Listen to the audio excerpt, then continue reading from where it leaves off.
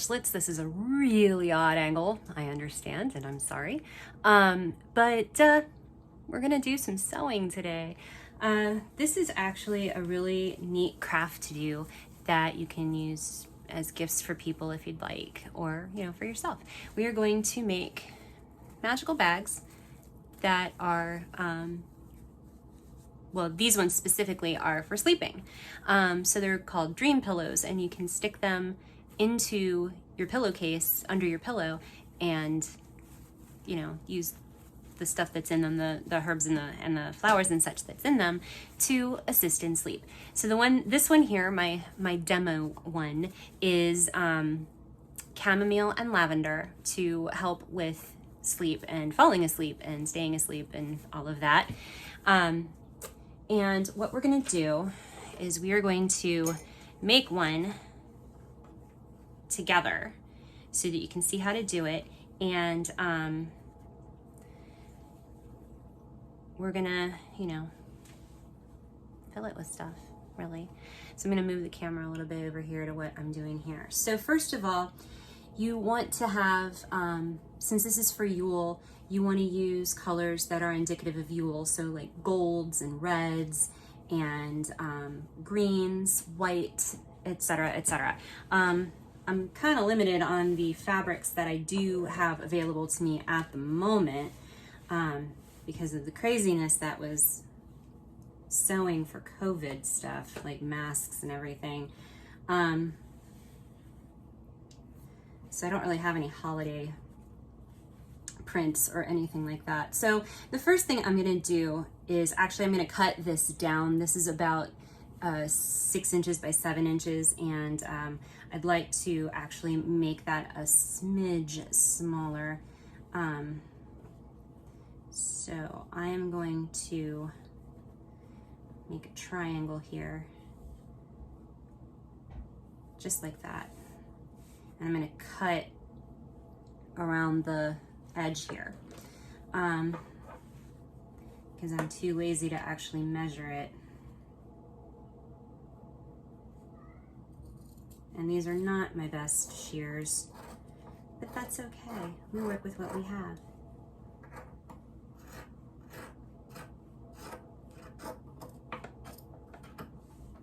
Okay, so those pieces out of the way, and then these pieces.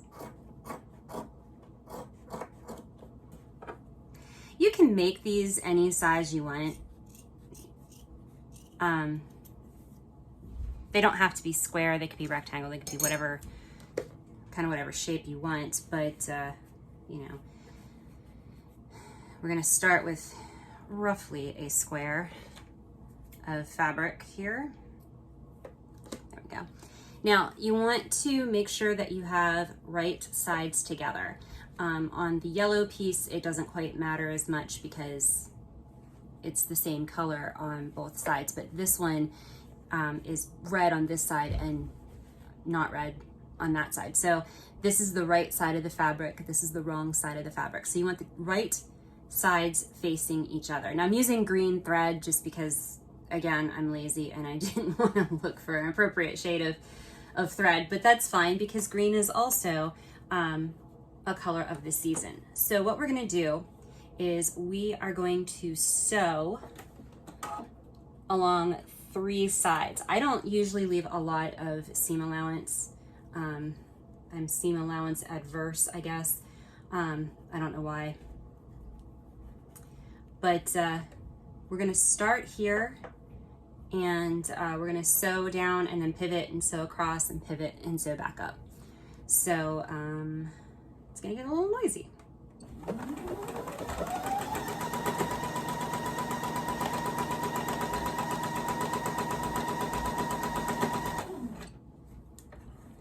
Okay, pivoting.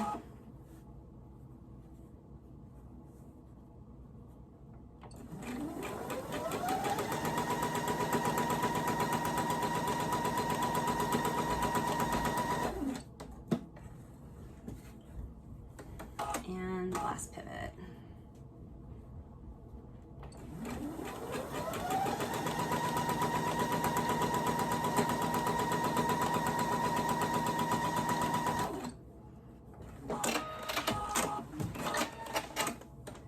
Okay, so as you can see, it looks kind of like a bag. It's sewn down 3 sides. So what I'm gonna do, I don't have pinking shears, I just have this crappy pair of scissors. So I'm just gonna cut within about 1/8 of an inch of the seam all the way around.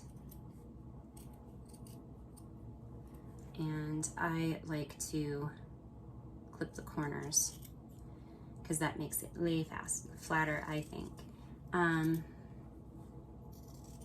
If you have pinking shears, that would be ideal because you'd want to go through and pink all of these edges. I don't plan on tossing this in the washing machine, so I'm not really worried about it fraying or anything like that. So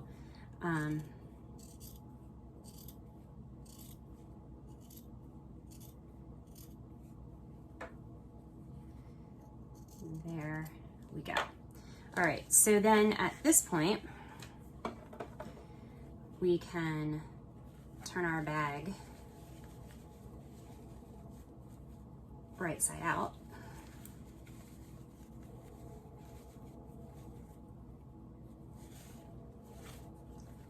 There we go. And now it's time to fill it. So I'm gonna reframe here so that I'm not at this really weird angle and you're not looking down at me like a creeper or something. Okay, so at this point, what you're gonna do is you are going to fill your pillow with your stuff. So I'm gonna make this one,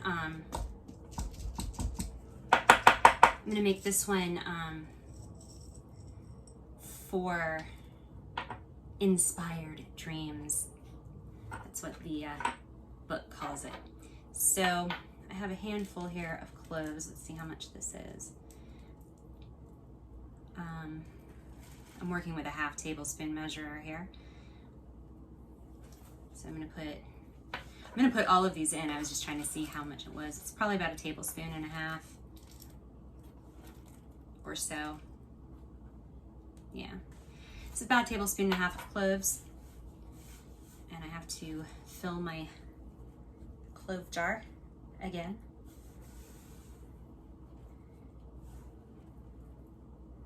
There we go. So 1.5 tablespoons of clove. This is dried rosemary that a friend of mine gave me, I think at New Year's last year. So I'm gonna put about 2 tablespoons worth of the rosemary in here. Now I put away my sewing machine because I am a very smart person, but I actually still need my sewing machine for this project, and I'll explain in a minute.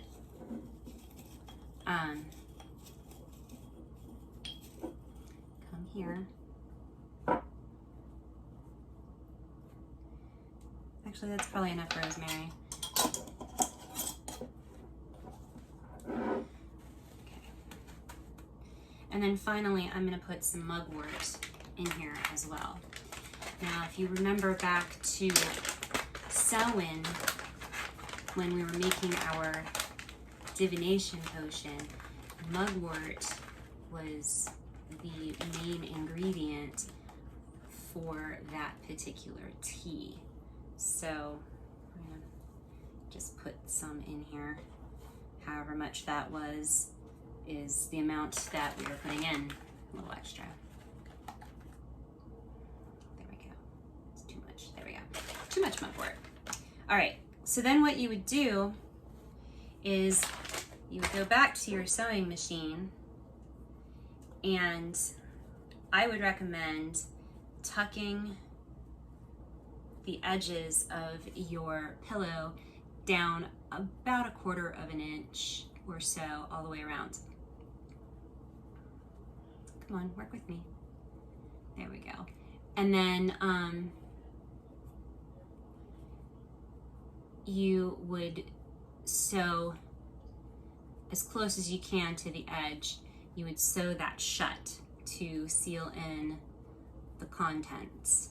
And then when you get all that done, you can mix all of this around and mix it all up and everything so that it's blended together. And then you stick this in your pillowcase under your pillow and wait for the dreams to come. I would recommend definitely keeping a dream journal if you're going to do something like this, just because when you wake up, you want to be able to remember the dreams, especially if you're doing something for like inspired dreams or even divination type dreams, which is a completely different blend. I think it's cardamom and cinnamon for more astral projection and divination type stuff.